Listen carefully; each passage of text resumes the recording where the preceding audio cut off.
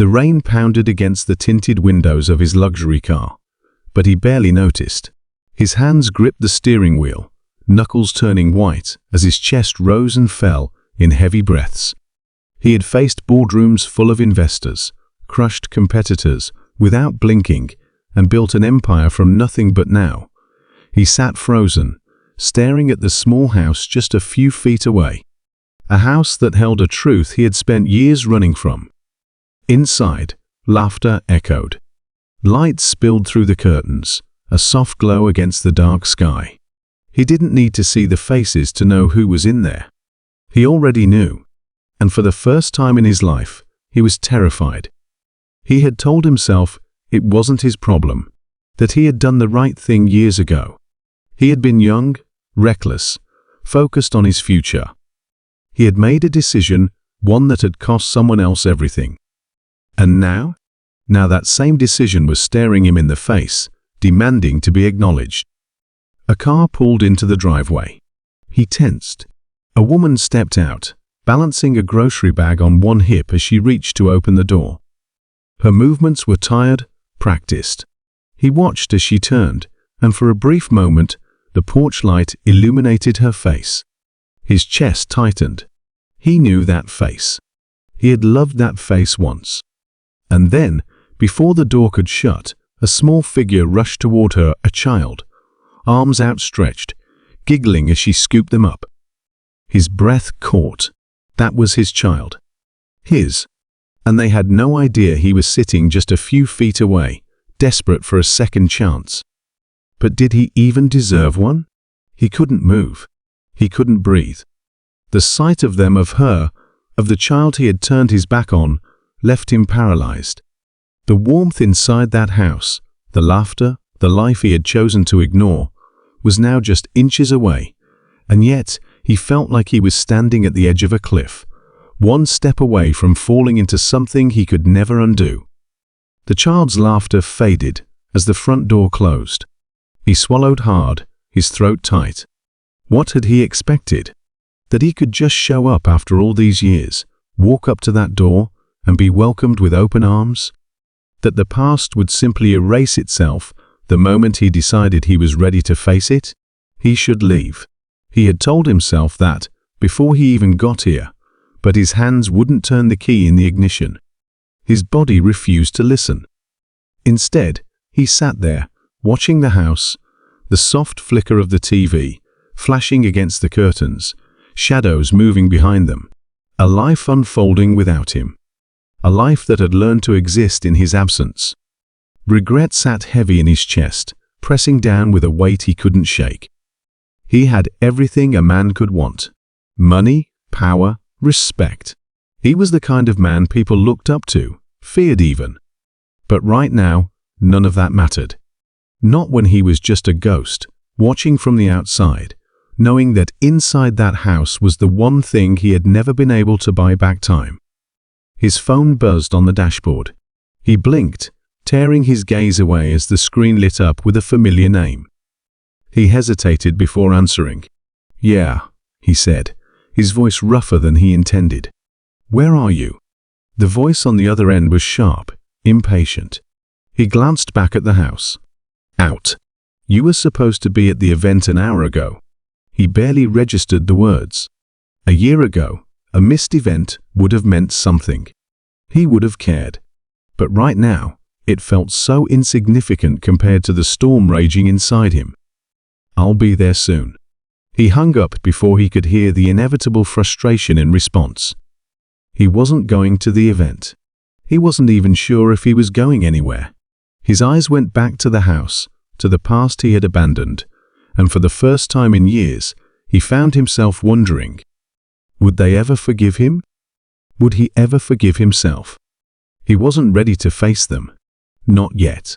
But as he sat there in the dark, a decision settled in his chest. He couldn't run from this anymore. And whether they wanted to see him or not, he was coming back. The rain had stopped by the time he finally forced himself to drive away, but the storm inside him hadn't settled. His mind kept replaying the image of that small figure rushing into her arms. The warmth in their embrace, the way they belonged to each other in a way he never had.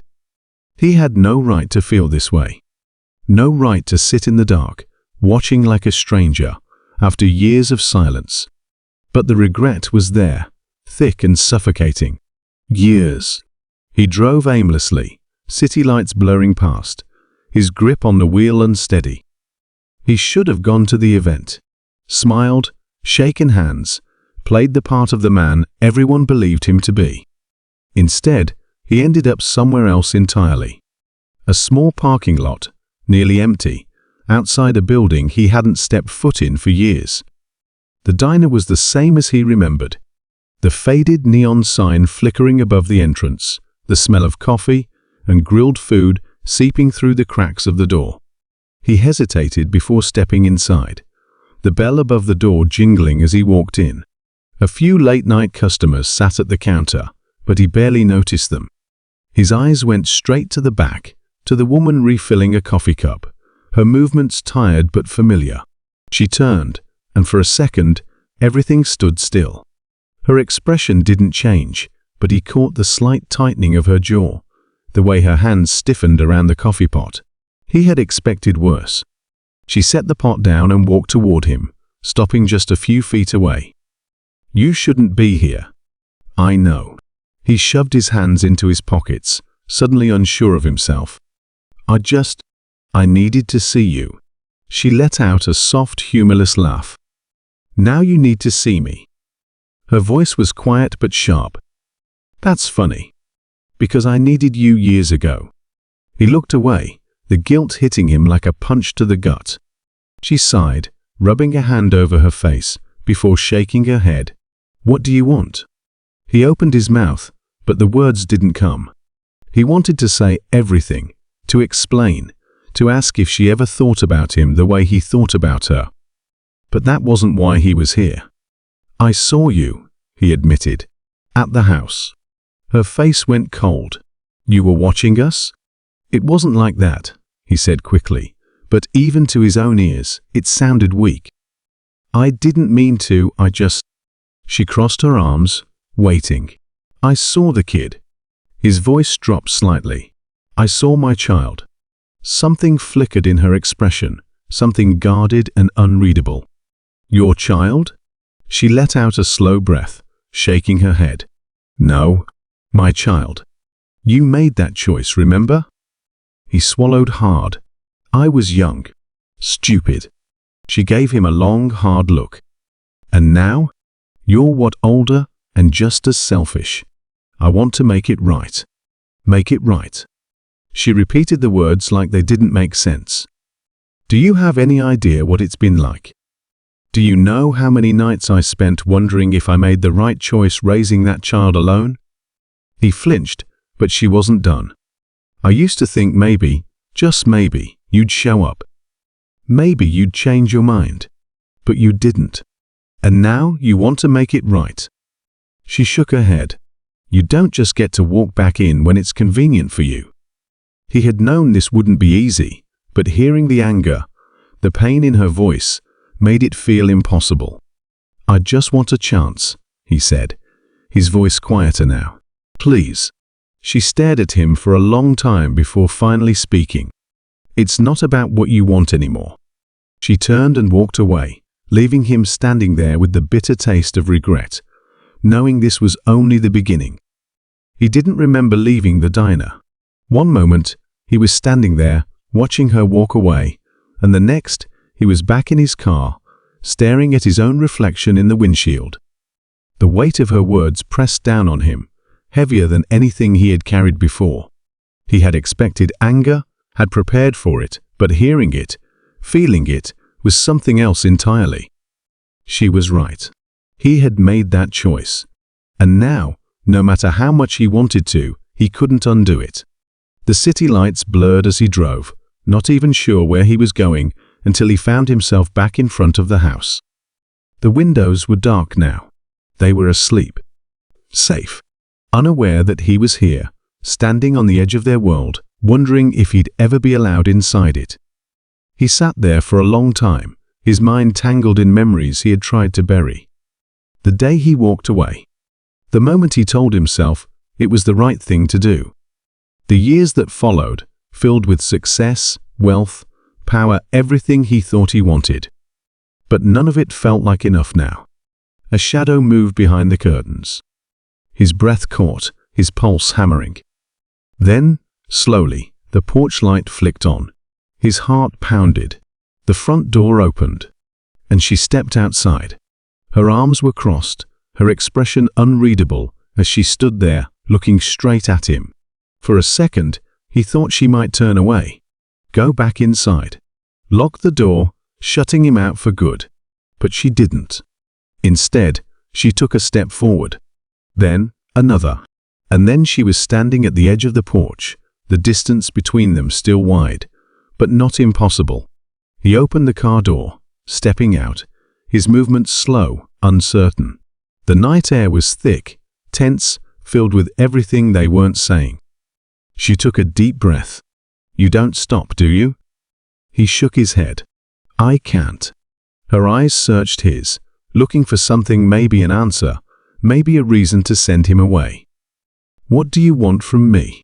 He swallowed hard. "I just want a chance." She let out a breath, her shoulders stiff. A chance for what? To be there. His voice was rough, quiet. "To fix what I broke." She studied him for a long time, and for the first time since he had come back, he saw something flicker in her eyes. Not anger, not resentment, something else. Doubt. She shook her head, but it wasn't as firm this time. "It's not that simple." "I know. You can't just walk in," and she hesitated. "You don't even know them." The word hit him hard. Them. His child. A child who had no idea he existed. His hands curled into fists at his sides. "Then let me." Silence stretched between them, thick with uncertainty. Then finally, she whispered, "I don't know if I can trust you." His chest tightened. "Then let me prove it." She looked away, biting her lip, before letting out a slow breath. "This doesn't mean anything," she muttered. "It doesn't mean you're forgiven. I don't expect to be." Her fingers tightened around the edge of her sweater, as if bracing herself for something she didn't want to feel. Then, before she could change her mind, she spoke. "There's a school event tomorrow," she said quietly. "They'll be there." His breath caught. She looked at him, her expression guarded.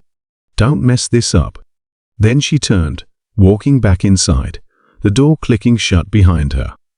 He stood there, the cold night air biting at his skin, but he barely felt it.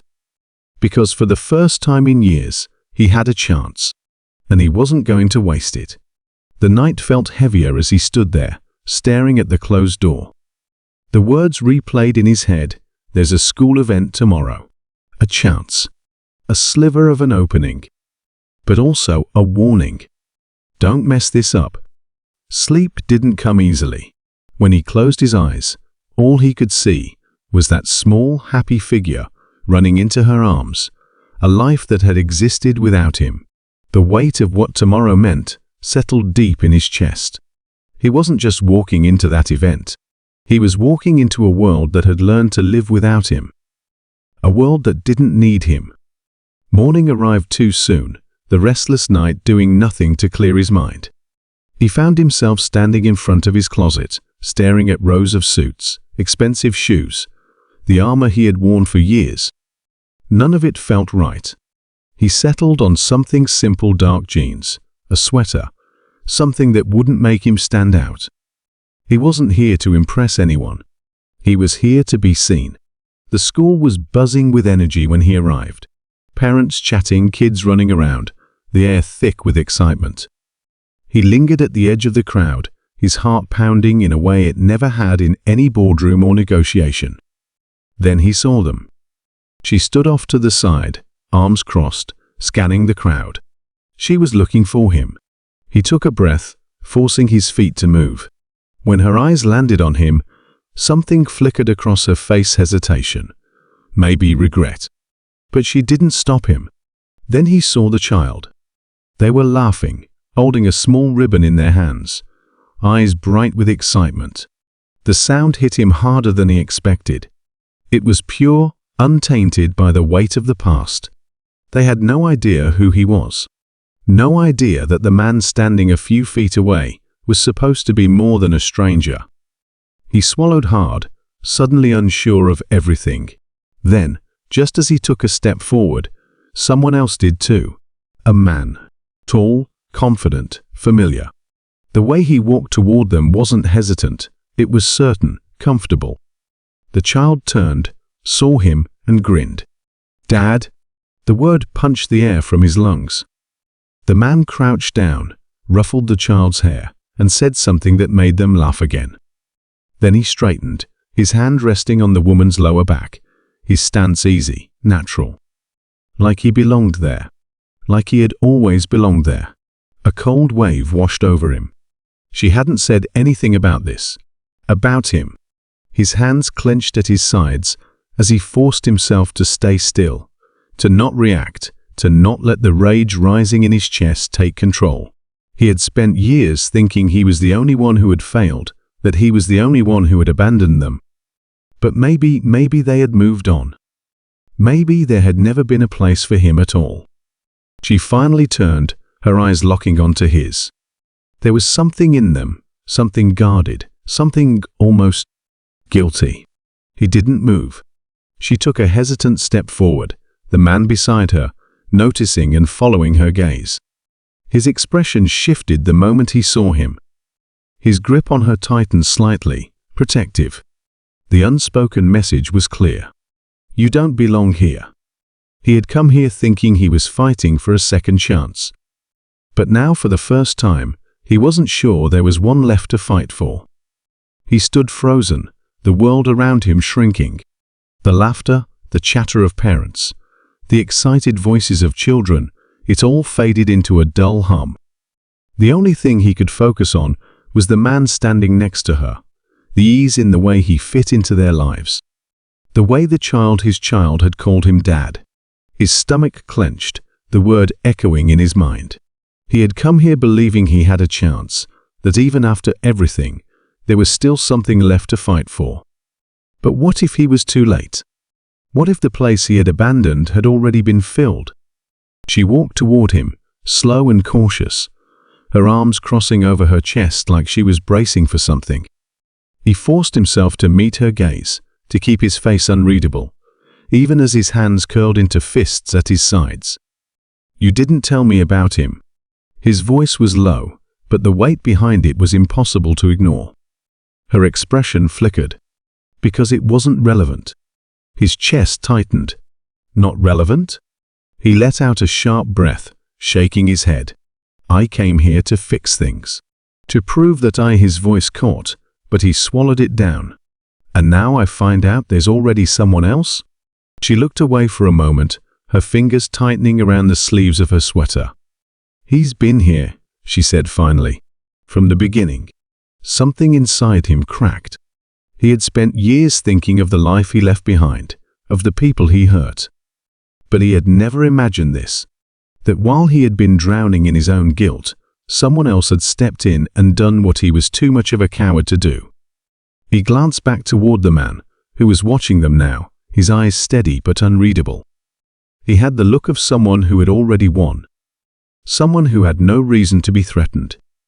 Does he know? His voice was tight. Does he know who I am? She hesitated, and that hesitation told him everything. No, she admitted. He doesn't. A sharp, bitter laugh escaped him. So, that's it? You never told him? She looked pained now, her jaw tightening. I didn't want to confuse him. He was a baby when you left, and by the time he was old enough to ask questions, there was no reason to bring you up. His breath hitched. No reason. He had spent years wondering if his child thought about him, if they ever asked where he was, if they ever missed a father they had never known. But the truth was crueler than he expected. They hadn't missed him at all. He felt something close to panic creeping in. I need to talk to him. Her eyes flashed with something sharp. Absolutely not. His jaw clenched. I'm his father. You're a stranger. The words cut deeper than he thought possible. She exhaled, her voice softer now. You don't just get to walk in and decide you want this. You made your choice. He swallowed hard, but before he could respond, the other man stepped forward. His posture was relaxed, but there was an unmistakable weight behind his presence. Is there a problem here? His fingers twitched, his whole body humming with something raw and restless. The easy confidence in the man's voice made his blood burn. He had been in this child's life for years, while he had been nothing more than a shadow. The worst part, the man wasn't wrong to stand between them. He had earned his place, but that didn't mean he was ready to give up. No problem, he forced out, even as his chest ached. I was just leaving. The words felt like a lie. A betrayal. But what choice did he have? He turned, each step feeling heavier than the last. But just as he reached his car, a small voice called out behind him. Hey, mister. His breath caught. He turned slowly. The child stood a few feet away, looking up at him with curiosity. They clutched the ribbon in their small hand, tilting their head slightly. Are you my mom's friend? His heart clenched. He should lie. He should say yes and walk away. But instead, he knelt down, forcing himself to smile. Something like that. The child grinned. Okay. Well, it was nice to meet you. And then they turned and ran back to the only father they had ever known. He watched them go, his vision blurring at the edges. This was his moment. The moment he realized the truth. Maybe he had lost his chance. Or maybe it had never really been his to take back. He sat in his car for a long time, gripping the wheel, staring through the windshield as the world moved around him. Parents guiding their kids to the parking lot, conversations spilling into the crisp air, laughter echoing in the distance. It all felt distant, like he was watching a life he could never be a part of. His child had spoken to him, looked right at him, but there had been no recognition, no flicker of connection. Just polite curiosity, the way a kid would talk to a stranger in passing. Because that's what he was. A stranger. He had spent so much time trying to fix the past, trying to force his way back into a life that had gone on without him. But maybe that was the problem. Maybe he wasn't supposed to fix it. Maybe he was just supposed to accept it. The thought made his stomach twist, but for the first time since he had returned, he didn't feel anger. He just felt tired. The passenger door opened suddenly, breaking his thoughts. She slid into the seat beside him, exhaling as she pulled the door shut. I didn't think you'd still be here. He ran a hand down his face, letting out a slow breath. Didn't feel right to just drive away. She nodded, staring out the windshield. Neither of them spoke for a while. Then finally, she said, I never told him about you because I didn't want him to feel abandoned. She turned to him, her expression softer now, less guarded. I didn't want him to grow up with questions I didn't have answers to. His throat tightened. And now? She hesitated. Now, I don't know. He nodded slowly, absorbing the weight of those words. It wasn't a yes. It wasn't an open door, but it wasn't a complete shutout either. She studied him carefully. What do you want? It should have been an easy question, but it wasn't. What did he want? To step in and pretend like nothing had happened? To rewrite the past? To be something he had never been? He thought of the child's laughter, the way they had looked at the other man with complete trust. He thought of how small they had looked running back to him, how safe. He finally exhaled. I want what's best for him. She searched his face for a long moment, as if trying to find any trace of selfishness in his words. When she didn't, she nodded. I don't know what that means yet, she admitted. Me neither. The silence stretched again, but this time it wasn't heavy. It wasn't filled with old wounds and accusations. It was just two people trying to figure out how to move forward from something neither of them had planned for. Finally, she reached for the door handle. I should get back. He nodded, but before she could step out, He found himself speaking. "If you ever think he's ready," he said, his voice steady but quiet, "I'll be here." She didn't turn right away. But when she finally did, there was something in her eyes, something unreadable, but not unkind. "I'll think about it." Then she was gone, walking back to the life she had built. And for the first time, he didn't feel like chasing after her. He sat there for a moment longer, letting everything settle. Then, finally, he started the car, pulling away from the school, from the past, from the version of himself who had thought he could fix everything with a simple return. Life didn't work that way. But maybe, just maybe, there was still a path forward. Even if it wasn't the one he had imagined.